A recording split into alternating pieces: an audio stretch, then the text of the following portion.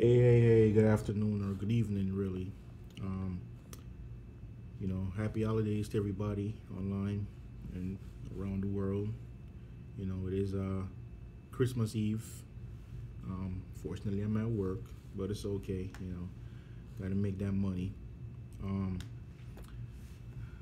I just wanted to talk a little bit about Gran Turismo and the new 1.09 and the 1.10 update that um, they have, or they added to the game. Um, Now, for anybody who don't know, you know, racing game, that's like the genre game that I played the most, and I haven't really been excited for a lot of racing games because a lot of them just have disappointed me. You know, Project Cars 1, that was a disappointment for me. I mean, I was um I was excited when Project Cars came up. Project Cars 2, I played a demo, wasn't too excited about it. Um, so I didn't really touch it. But this video is really about Gran Turismo, and I've been a very outspoken critic of Gran Turismo, especially Gran Turismo 5 and 6. I felt like Polyphony Digital dropped the ball on those two Gran Turismos. Now, you have a lot of people who some might call them fanboys who they didn't care that Polyphony Digital dropped the ball on those games. I'm a fan of Gran Turismo. I've been playing Gran Turismo since Gran Turismo 1. You know, Gran Turismo 1, 2, 3. I think Gran Turismo 4 is kind of when they started falling off and they cared more about the amount of cars that they have in the game as opposed to, the sound and the quality of the game. And Gran Turismo 5 was just when I was like, man, I can't. Gran Turismo 6 was when I was like, I'm done with Gran Turismo. Um, and if anybody, knows about me, like I said, I've been very critical of Gran Turismo. The sounds were god awful. They were just horrendous. To me, and I know some people, they didn't care about the sounds. They were all about graphics and driving physics. The sounds were. I remember I had one guy told me, well, if you bought a better um, surround sound, the sound would sound better. That was the most asinine comment I heard. But we're on the internet, freedom of speech. Even the dumb comments, you're allowed to say it because that is your right. Um, but I will say, because of people who did not let up and didn't just be fanboys and let Polyphony Digital just do what they've been doing and just giving us mediocrity over the years, I will say, I will pat us on the back. All the fanboys who are out there saying, no, it's fine, the sounds, who cares about sounds? They're the reason why Gran Turismo was in that lackadaisical stage where they were just okay with mediocrity. The actual fans who cared about the game and know the potential of the game and know the potential of, you know, Kazunori Yamauchi and his team, we knew that they could do better, and we pressed them, we pushed them, we criticized the product. We didn't let the people who were just gonna sit by, I'm like, oh, it's okay, it's fine. We didn't let them overshadow us. We pushed, and now I will say Gran Turismo Sport, is basically it's back. It's back to how Gran Turismo, the first one, made you feel when you first started playing it. You were excited. You want to put in hours in the game and enjoy the game. The sounds much improved. I think I was playing last night. Well, a couple nights ago when they first released the 1.09 update, and I couldn't believe I was playing Gran Turismo again over Call of Duty. I literally turned off my Call of Duty and I was playing Gran Turismo Sport straight for like about an hour or two, just playing, ranking up, going through the challenges. And with the new campaign, they added, the old school Gran Turismo stuff. You race against, so like for me, for example, I don't have all the equipments and stuff like a lot of these online games, because if you notice, I'm recording on my phone. I don't have the fancy equipment to bring a lot of content to in high quality, high definition. Um, but I try my best. That's this is what I have. But I don't have like the wheel and stuff like that. And I feel like when when you compete online, when you play online with people who have all that stuff, and I don't care what nobody say. In my opinion, that wheel gives you an edge. It definitely, because I play with my controller, and after playing a couple hours trying to, like, the first set of challenges that I did, I got all gold, and when I got done doing that, my fingers hurt like hell trying to apex those corners right with your fingers. It, you definitely have an edge. I played online like 2 games, and I mean I seen these guys taking these corners, man, and it definitely gets an edge. So and people say, "Oh no, it doesn't matter." Yes, it does. Having the wheel gives you an edge. That's why people spend 3, 4, upwards of $1,000 for these, wheel and pedal setup. They don't just do it because they just want to do it. But on to the meat and potatoes.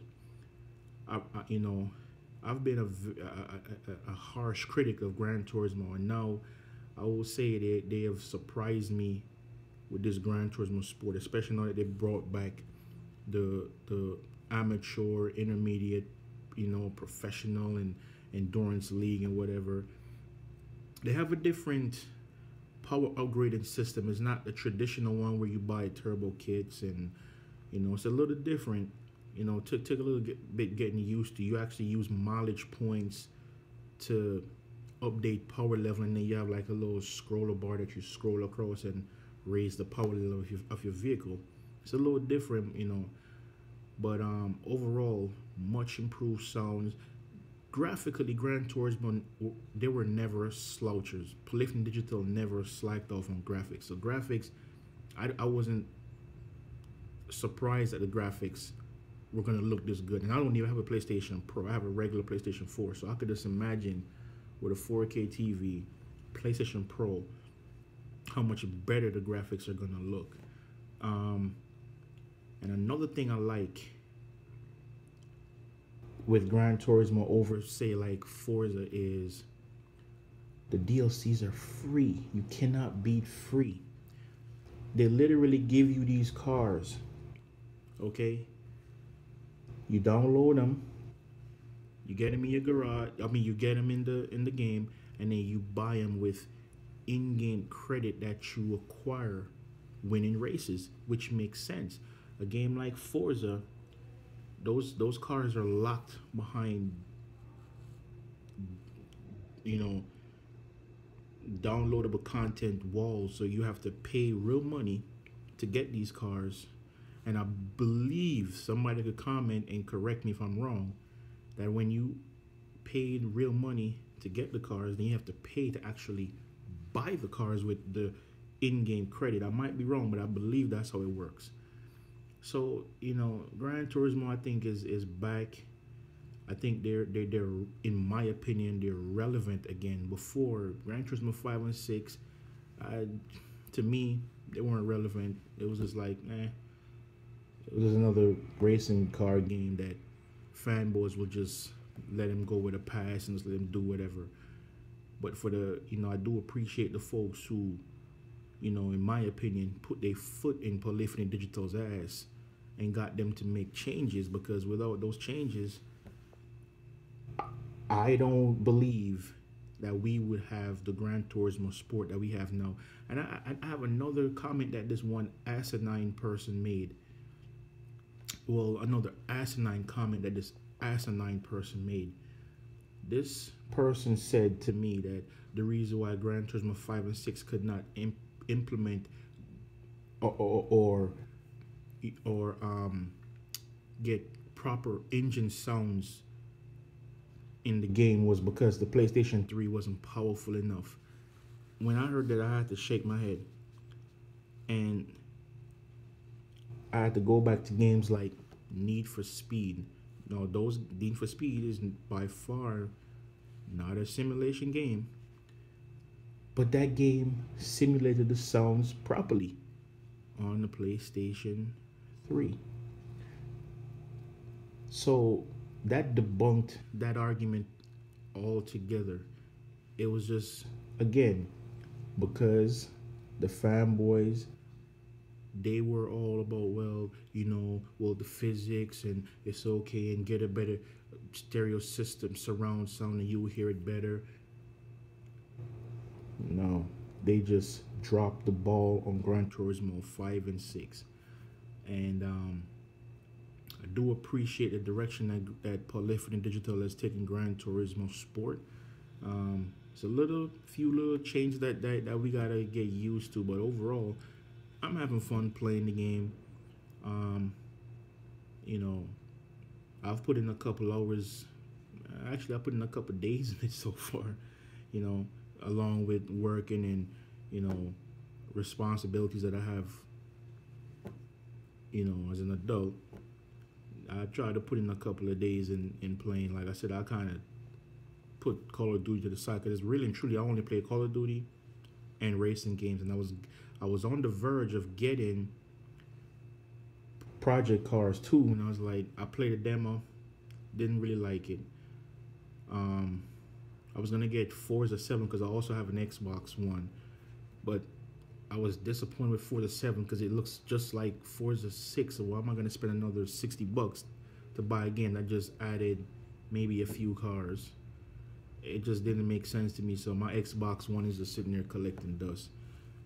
But yeah, Gran Turismo, in my opinion, is relevant again, and so I'm happy about that, being a Gran Turismo fan since day one. So if anyone of you guys have the game, excuse me, play it again. Let me know what you think about the game. Excuse me. Hey, drink a little bit of water. Ooh. Let me know what you guys think about the game. If you played it, if you plan on playing it, plan on buying it. If you haven't bought it yet, let me know if you plan on buying it. If you have it, let me know what you think about it, about the new updates, the sound improvements. What do you think about the physics? Do you think that Gran Turismo needs to implement the old school way of modifying cars, or are you okay with how it is now? Just let me know in the comments below what you guys think. And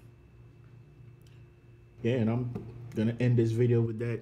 And again, wish you guys happy holidays and happy New Year's. All right, peace.